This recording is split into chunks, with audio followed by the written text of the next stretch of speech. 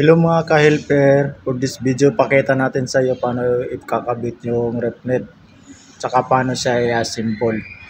By the way, yan ang mga pipe na nakabang para sa pag-install ng RepNet.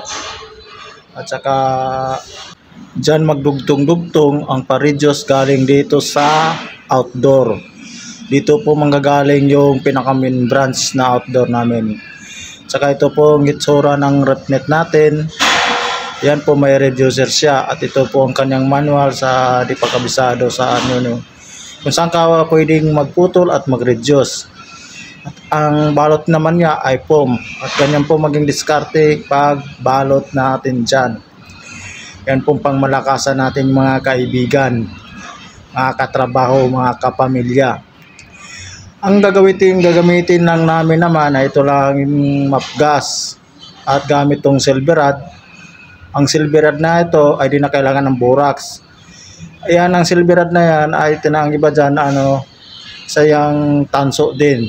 Ang paggamit niyan ay kailangan mo pang initin yung copper pag sobrang baga na, tsaka mo na siya ilagay. At siguraduhin mong sobrang init na yan para siya ay matutunaw. Siguraduhin mo lang siyang sobrang baga na at sobrang init na yung tanso at sobrang lakas ng apoy.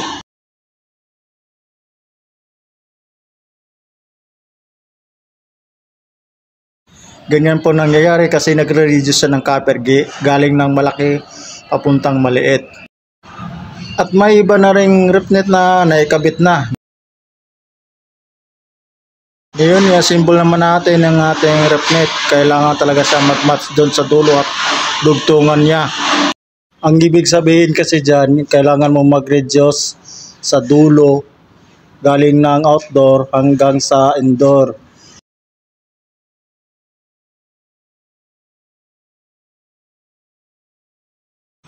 Ginagamit din karamihan pag malayuan tsaka pag maramihan. Yung system namin ginagamit ay isang BRF at sa isang outdoor, 4 na indoor yon sinusuplayan, kaya ginagamitan talaga yan ng RepNet talaga yan. Andun yung mga reducer niya papuntang indoor. At dalawa yung magkapares, may isang maliit at isang malaki. At ito ay minimikos-mikos na ng ating kasama para maputol. Kailangan ka talaga kasi mapantay yung pinagputulan sa dulo. Yung piraso niyan, alam niya saan na yan pupunta. Pag medyo okay na yan yung pagputol, pwede mo nang isukat yung RepNet. Saka siguraduhin mo na sa tama yung sukat para may salpak ng maayos, yung hindi ba luluwag. Tsaka magka-partner na kasi silang dalawa. Yung pipe lang ginagamit dyan papuntang outdoor 1138 tsaka 3/4. Kaya kailangan namin talaga ng RepNet para mag-reduce siya papuntang panibagong system. Ayan, minimikos-mikos na yung aming kasama. Ganyan siya kalupit kung magputol. Ikot-ikot lang yan, paikot-ikot tulad sa ginagawa yan sa'yo.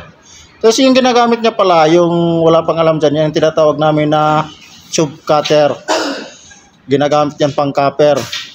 Tsaka diskartihan na lang yan kung paano mo siya putulin. Kasi pag hindi ka marunong, lulubog yan, ang kabila hindi. Ayan, okay na po yung ginawa natin na RepNet. Ready to hinang na yan. Pag mahinang na yan, pwede na rin natin yan ikabit. Kailangan kasi nasa pantay yung pag lagay mo dyan. Bawal balagbag yung isa. Kailangan pantay silang dalawa para pantay rin ang tatakbuhan ng pipe. Medyo sa tingin mo okay na, ayan, titirahin na yan ni mikos-mikos yung RepNet natin. Ang ginagamit niya dyan yung pansunog ng aso. Yung tinatawag namin na map gas, yan ang titira sa copper natin ngayon.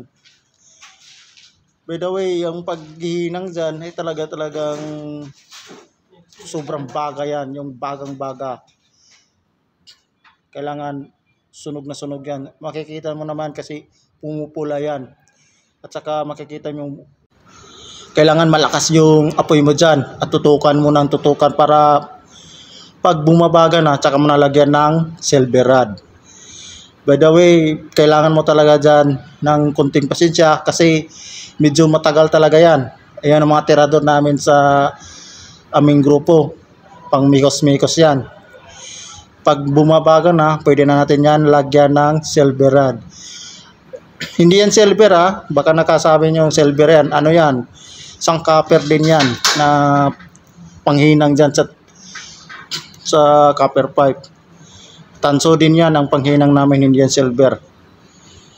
At saka kailangan malakas yung apoy mo dyan. Hindi pwedeng mahina kasi hindi tatago sa ilalim yung tunaw ng silver rod. Ayan na, okay na. Patapos na yung unang hinang natin. Pag mahinang na rin itong isa, pwede na rin natin yan isabit. Huwag sampalala, huwag mo na yung hawakan mo na yan kasi kahit di mo makita ang may bagay yan, ay nako, sobrang init yan. Kailangan mo yung lagyan ng basang tela o hayaan mo muna, huwag mo munang hawakan kasi kahit nasa dulo pa yan, sobrang init yan. Kaya maraming nadadali dyan, yung mga baguhan. Kasi nakita na wala ng bagay, di na napansin na hindi na rin mainit. Kaya pag hinawakan mo yan, siguradong pasok ka dyan, ang abutin mo. Kunting ingat lang yan, nasa diskarte mo na yan. By the way, ipapakita ko sa inyo yung ginagamit namin. Ito yung torch. Ito yung map gas. Yung torch, ang ibang tinatawag dito ay unit torch. Pwede siyang mahawi-hawi pataas, pababa, patagilid. Unit torch ang ibang tawag dito. At saka double banner siya o dalawang buga ng apoy. Ang iba kasi dyan may single banner lang. Kaya pag masyadong nakababad to, hindi to sasabog sa kamay mo mag-yellow lang to pang may protection sa'yo. Mag-yellow yan. Lalo na kung sobrang babad sa apoy.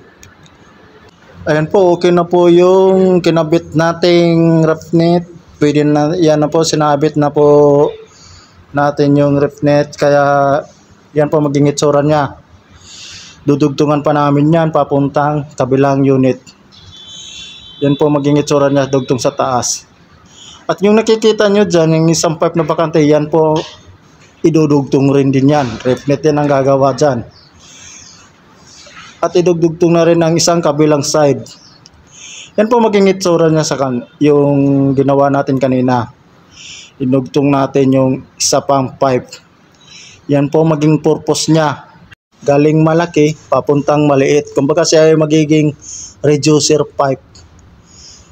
Tapos, ang dinugtong na yan ay isa ng 5838 papunta na yung FCU unit. Yung kinabit namin dyan, hindi ducted type, sailing cassette type.